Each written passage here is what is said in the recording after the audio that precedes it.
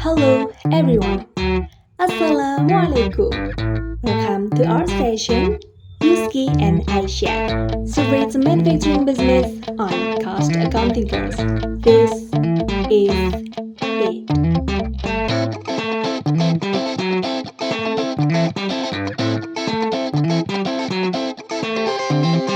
Halo everyone, Assalamualaikum warahmatullahi wabarakatuh. Kenalin, aku Aisyah. Aku Yuski. Kami berdua mahasiswa dan mahasiswi pada mata kuliah akuntansi kuliah kelas 4 MBS PEGI Raden Masaid, Surakarta.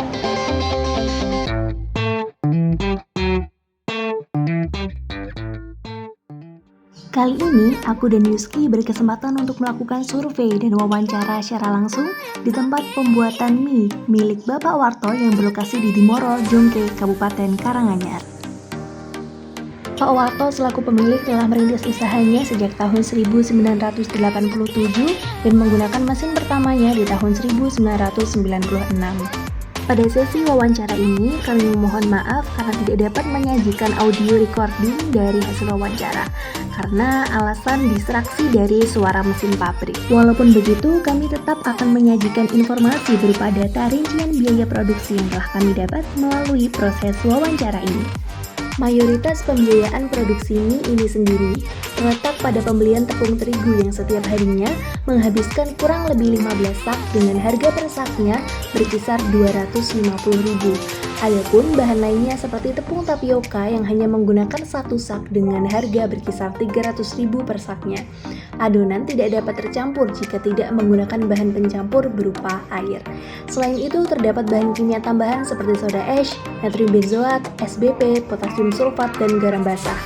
Pak Warto mengatakan bahwa mie yang beliau produksi hanya bertahan selama 18 jam dalam suhu ruang. Dengan banyaknya mesin yang beliau gunakan, banyak pengeluaran juga berasal dari pembayaran listrik dengan kisaran 1,5 juta per bulannya.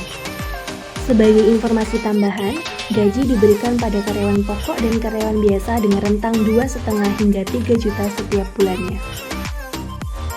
Oke, sekarang gantian aku yang bakal jelasin apa saja sih tahapan proses produksi mie Pak Warto ini. Tahap pertama dari proses pembuatan mie basah ini adalah tahap pencampuran. Percampuran ini bertujuan agar hidrasi tepung dan air berlangsung secara merata dan menarik serat-serat gluten. Nah, untuk proses pencampuran ini ada aturannya sendiri loh guys. Jadi nggak bisa asal mencampur. Untuk mendapatkan adonan yang baik, harus kita perhatikan jumlah penambahan airnya sendiri yaitu sekitar 25-38%. Untuk waktu mengadukkan sekitar 15-25 menit. Dan suhu adonan tidak melebihi 40 derajat Celcius atau sekitar 24-40 derajat Celcius. Setelah adonan sudah tercampur merata, tahap kedua yaitu roll press atau pembentukan lembaran. Hal ini bertujuan untuk menghaluskan serat-serat gluten dan membuat lembaran adonan.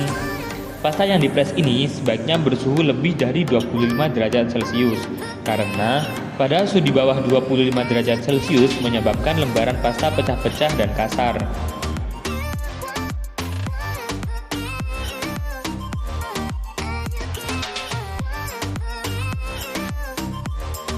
Beginilah kondisi ruangan yang digunakan untuk memproduksi mie milik Bapak Warto, di mana banyak sekali mesin-mesin di dalamnya dengan kegunaan-kegunaan yang telah disebutkan oleh Yuski tadi. Di sini aku pengen nambahin sedikit lagi nih teman-teman. Jadi setelah tahap pres adonan, lembaran pasta kemudian dipotong lagi menyerupai bentuk mie pada umumnya. Untuk apa? Untuk kemudian ditakar dan masuk pada tahap terakhir.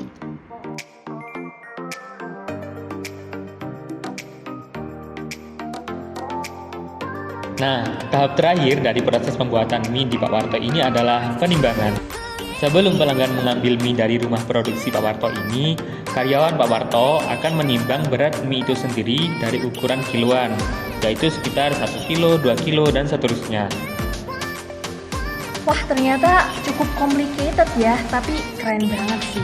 Nah, bener banget sekarang teman-teman udah pada tahu kan proses produksi mie milik Pak Warto ini? Aku yakin dengan penjelasan kamu tadi, teman-teman udah pada paham kok Yus. Oke deh. Sekian video dari kami, semoga bermanfaat. Terima kasih. Assalamualaikum. Wassalamualaikum warahmatullahi wabarakatuh.